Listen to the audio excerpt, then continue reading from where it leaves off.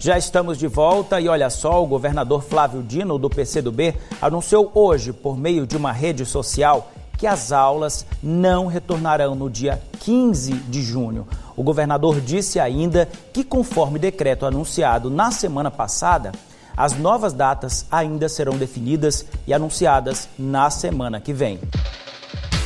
O governo do Maranhão bem que tentou. No dia 29 de maio, o governador Flávio Dino assinou um decreto que previa a retomada gradual das aulas presenciais. Mas na última quinta-feira, após analisar a trajetória de mortes e novos casos de Covid-19, os planos foram adiados. A cada 15 dias, uma nova avaliação será feita para decidir a hora certa de abrir as escolas. Em outros estados e capitais, as discussões também avançam.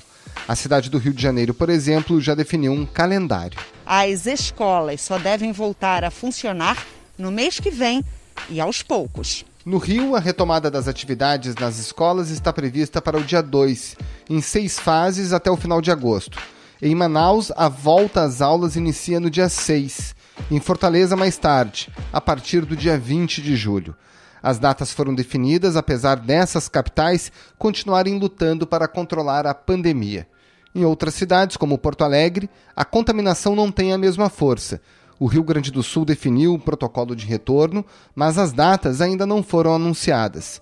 Mesmo lá, entre alunos e professores, há muita incerteza. Agora, uma outra notícia que a gente traz por aqui é da mobilização na internet, que reúne mais de 60 mil assinaturas de pais, de professores e de funcionários de escolas públicas e privadas que não querem a volta às aulas presenciais. Quais são as condições mínimas para a reabertura das escolas? Qual é o protocolo que vem sendo desenhado pelas secretarias de educação? Como se deu a retomada das aulas presenciais em outros países? Esses são os temas do Ao Ponto desta segunda-feira. Eu sou o Roberto Maltic, hoje sem a Carolina Moran. E nesse episódio, a gente conversa com o Cláudio Furtado, secretário de Educação da Paraíba e um dos coordenadores do protocolo de volta às aulas, do CONSED, o Conselho Nacional de Secretarias Estaduais de Educação. Também falamos com o economista Ricardo Henriques, superintendente executivo do Instituto Unibanco e ex-secretário de Educação Continuada do Ministério da Educação. Fique com a gente.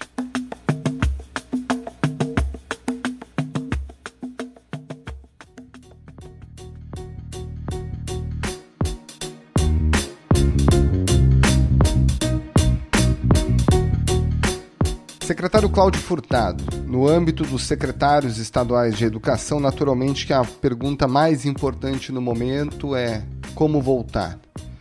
Como é que o Conselho, como é que os secretários estão se preparando para esse momento? O que é prioridade agora?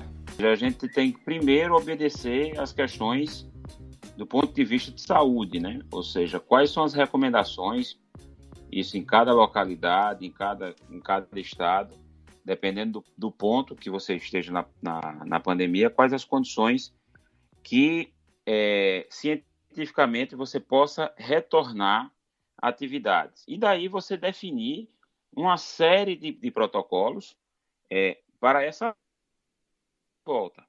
Primeiro, protocolos na questão de saúde e sanitária, na questão da limpeza dos ambientes, de toda uma questão, toda essa questão do ponto de vista de saúde.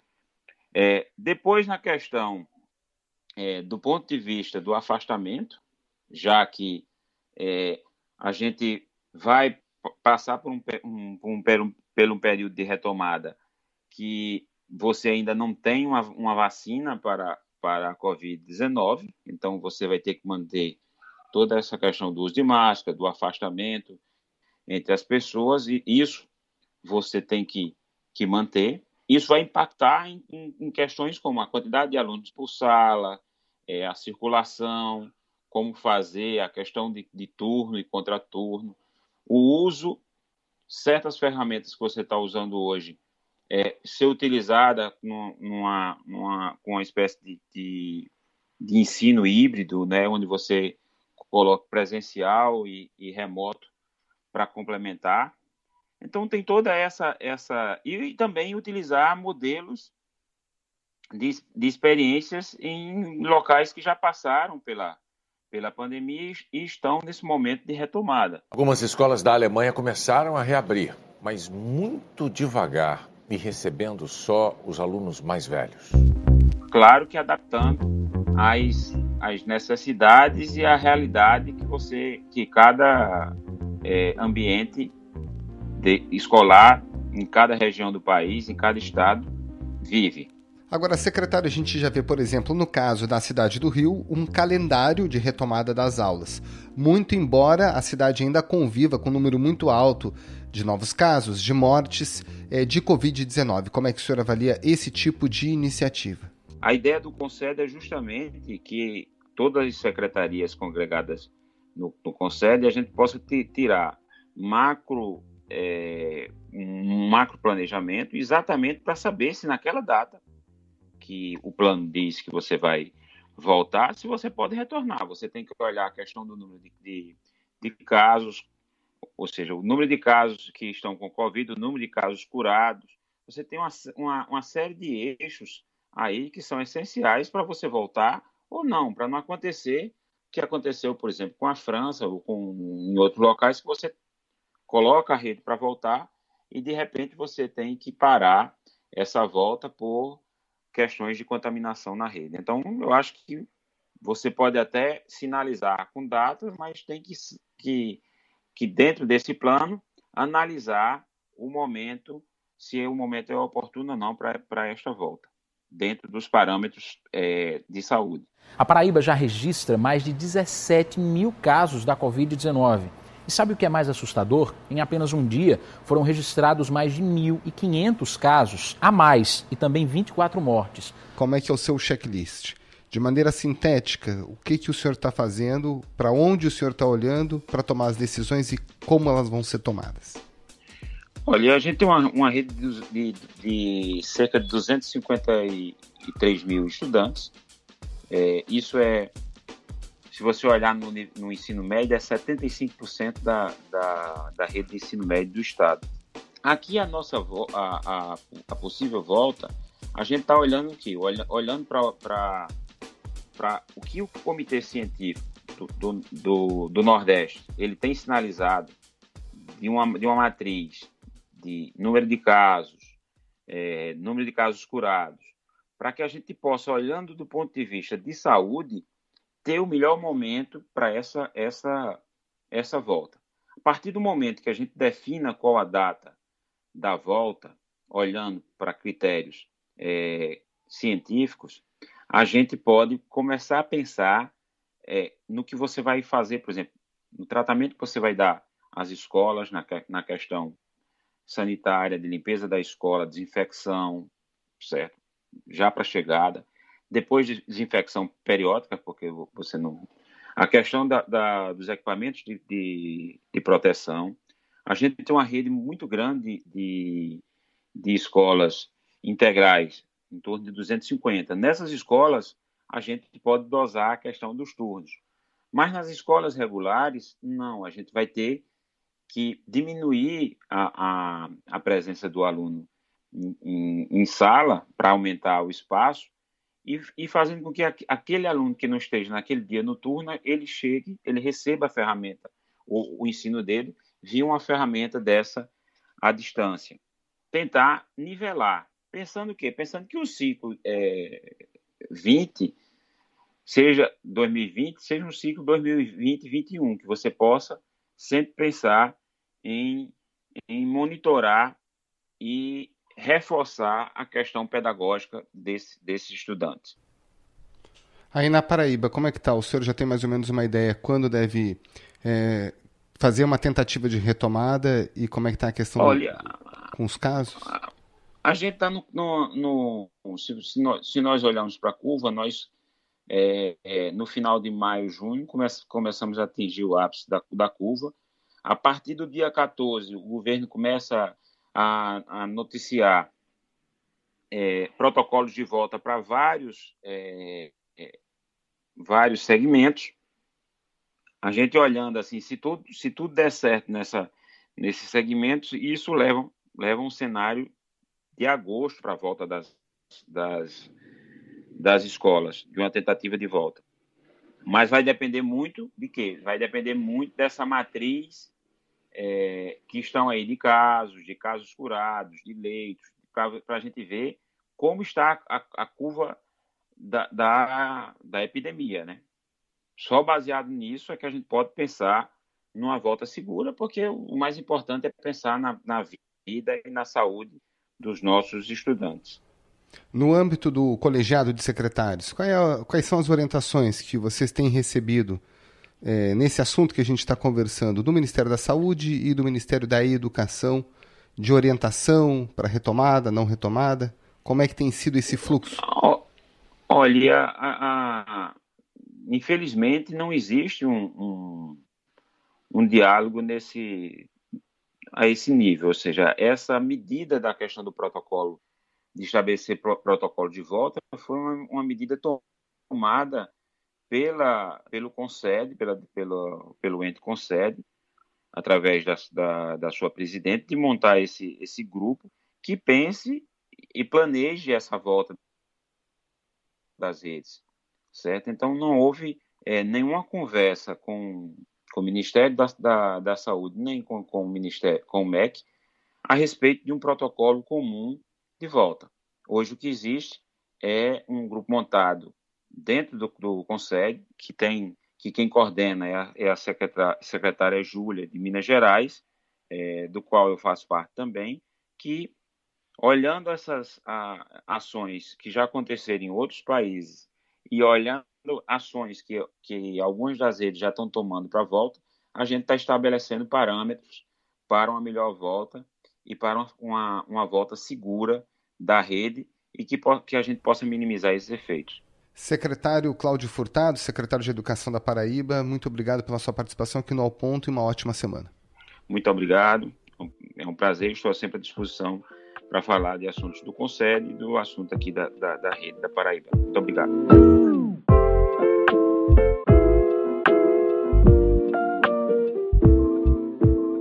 Com a pandemia sob controle, o governo português começou a segunda fase da reabertura, que inclui a volta às aulas, mas somente para alunos do jardim de infância e do ensino médio que vão prestar o exame nacional. E tudo cercado de muitos cuidados. Ricardo Henriques, superintendente executivo do Instituto Unibanco. Vocês analisaram em profundidade 5 países e outros tantos também de uma maneira não tão profunda. Países grandes, pequenos, mais ou menos parecidos com o Brasil. O que a gente pode tirar de comum nessas nações em relação ao tema reabertura ou não das escolas? Roberto, o que é comum e acho que pode ser transladado aqui para o Brasil é uma visão de gradualismo, ou seja, um retorno monitorado, gradual, adequado ao que se configura em cada rede de ensino, tanto municipal como estadual, inclusive privada, né? Acho que isso, todos estão atentos para isso. A outra é uma atenção permanente para a questão sanitária, para os procedimentos de higienização, para a questão do distanciamento, ou seja, formas de reconhecimento em que esse ambiente gregário da educação vai ter que se adequar a um convívio duradouro, pelo menos até a vacina, com tudo que a pandemia traz. Então, há uma sobriedade entre os vários países para tentar identificar, abertos à correção de rotas permanentes, de como viabilizar um distanciamento que diminua o impacto. E, por outro lado, ainda uma atenção grande ao histórico de vida das pessoas, tanto dos profissionais da educação como dos estudantes, sobre a relação que tiveram e como foram expostos à pandemia ao longo desse período de suspensão. Famílias que tiveram pessoas que contraíram Covid, famílias que tiveram situações mais dramáticas em que chegaram ao falecimento, os grupos de risco entre os professores. Então, uma tentativa de dar conta desta complexidade dos impactos da pandemia e lidar com elas ao longo do dia a dia das escolas. Na semana passada, a gente teve mais de 1.000 casos diários, chegou a 1.400 casos diários. Em algum desses países que vocês fizeram análise, houve essa retomada ainda que gradual nesse estágio da curva de contágio? Em momento algum, a gente identificou, nesse momento ainda, de ascensão da curva. Os outros países foram mais prudentes, e é óbvio que a gente tem que ver a diferença entre os nossos estados. Mas, por outro lado, uma coisa que é muito importante é ter flexibilidade, por exemplo, como a França demonstrou, de que você retoma as aulas, mas diante de uma ascensão do pico da infecção ou territórios específicos em que eu aumento a incidência da doença, um retorno à decisão e recuo, suspender as aulas novamente. A Coreia do Sul, que também usou aplicativos para controlar a pandemia, teve que voltar com algumas medidas restritivas depois que identificou 2 novos focos da doença. Foram registrados 79 casos nas últimas 24 horas, a maioria na capital, Seul. Foi bastante para as autoridades ligarem o sinal de alerta. Mais de 500 escolas fecharam as portas dias depois de terem voltado às aulas. Então é muito importante ter essa flexibilidade. Por um lado, seria melhor ter maior monitoramento dos dados para voltar já com a curva de expansão mais estável, mais achatada, como tem se falado o tempo todo nos jornais, mas, além disso, ter flexibilidade para poder recuar com rapidez. Por isso é fundamental uma gestão de crise com modelos ágeis de tomar decisão para, assim que captar que não está sendo a decisão adequada, manter os estudantes na escola, ou manter os professores na escola, voltar atrás e tomar mais fôlego. Um dos debates mais acalorados que tem no momento é por onde começar. É começar pela creche, é começar pelo ensino médio, e aí a gente vê nessas informações que vocês analisaram uma série de critérios distintos. Cada país basicamente começou de um jeito. O que você tem como ter um caminho em relação a isso? A vantagem de ter visto com os países do mundo é que, como você disse, existem escolhas radicalmente distintas. Quem começa pela primeira infância e quem começa pelo ensino médio, por exemplo, só pegar os extremos. O que eu acho que nós temos que levar em consideração no Brasil, dado a desigualdade entre os estados e, sobretudo, a desigualdade no interior dos estados, é que essas referências sobre as condições de vulnerabilidade social, tanto no ambiente urbano como no ambiente rural, devam estar como parâmetros para tomar decisão por onde começar. Nesse sentido, por exemplo, começar pela primeira infância, que é muito mais difícil manter o distanciamento, para áreas com muita vulnerabilidade, com muita pobreza, com muita desigualdade, talvez seja mais arriscado. Então, há indícios que começar pelos segmentos mais altos do ensino fundamental, pelo 8º, 9º ano, e pelo ensino médio, talvez seja mais fácil a gestão do ambiente escolar lidar com os parâmetros, com os critérios sanitários para viabilizar essa oferta bem coordenada. Mas acho que, obviamente, de forma soberana, do ponto de vista da educação pública, cada estado e município tem que avaliar como vai tomar suas decisões. Mas acho que é muito importante levar como critério não só o que é tradicionalmente parâmetros dos ciclos escolares, levar como critério também as condições de vulnerabilidade socioeconômica e cultural, entender que a sociedade tem muita desigualdade, que a sociedade tem traços racistas muito consolidados, que a sociedade tem pobreza instituída e, além do mais, temos uma nova leva de vulnerabilidade com um desemprego significativo que se dá em torno, sobretudo, das pessoas que tinham trabalhos informais.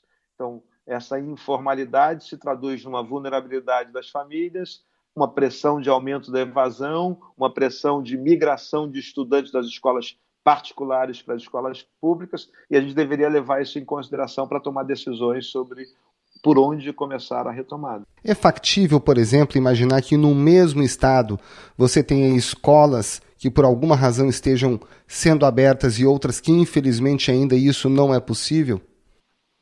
Acho que é totalmente necessário se pensar isso.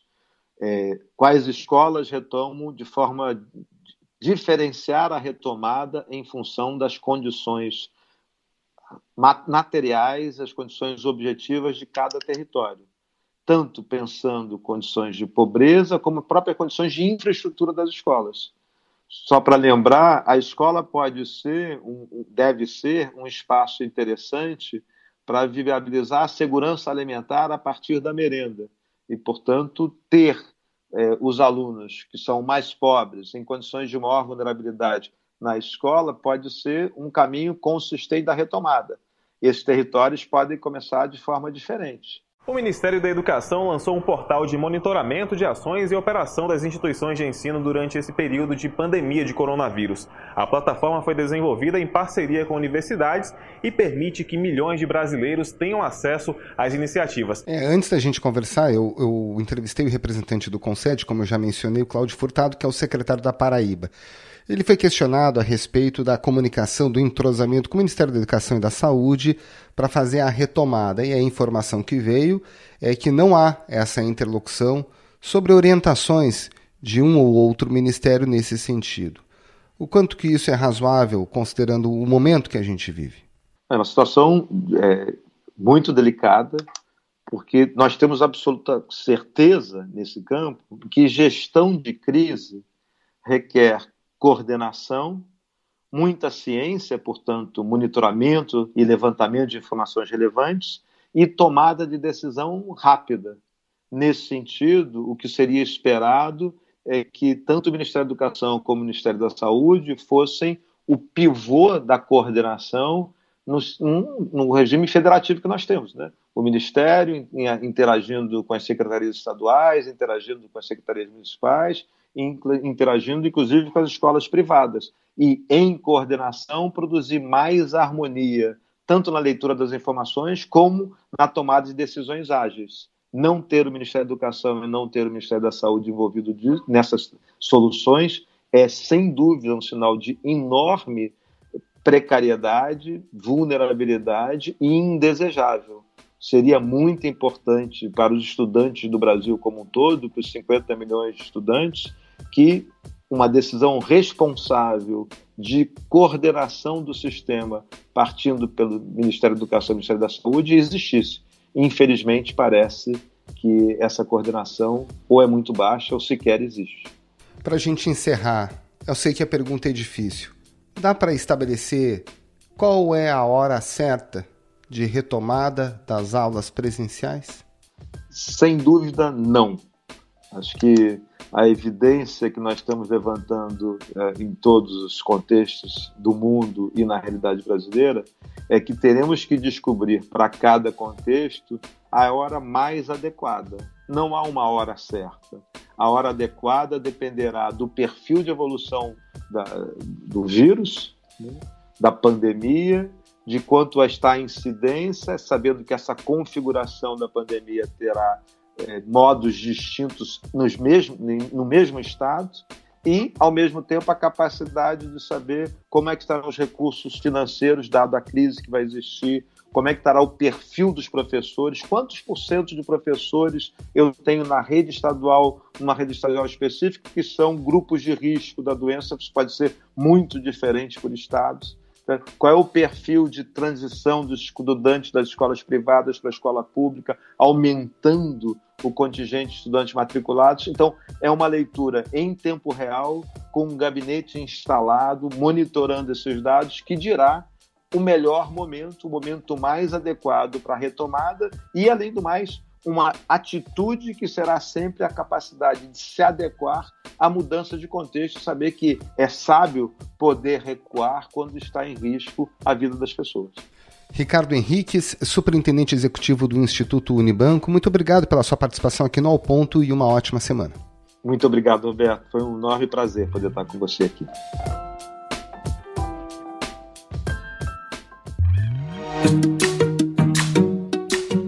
Este foi o Ao Ponto de hoje, o podcast diário da redação do Globo. Nessa conversa a gente conta com a participação de toda a equipe do jornal, as mesmas pessoas que levam até você informação e análise de qualidade todos os dias. Quer saber mais? Assine o Globo. Acesse assineoglobo.com.br e confira todas as notícias e reportagens especiais. O material de utilidade pública relacionado ao novo coronavírus está disponível a todos os leitores, não apenas para os assinantes. A edição ficou com Nicolas Witzel. Tchau!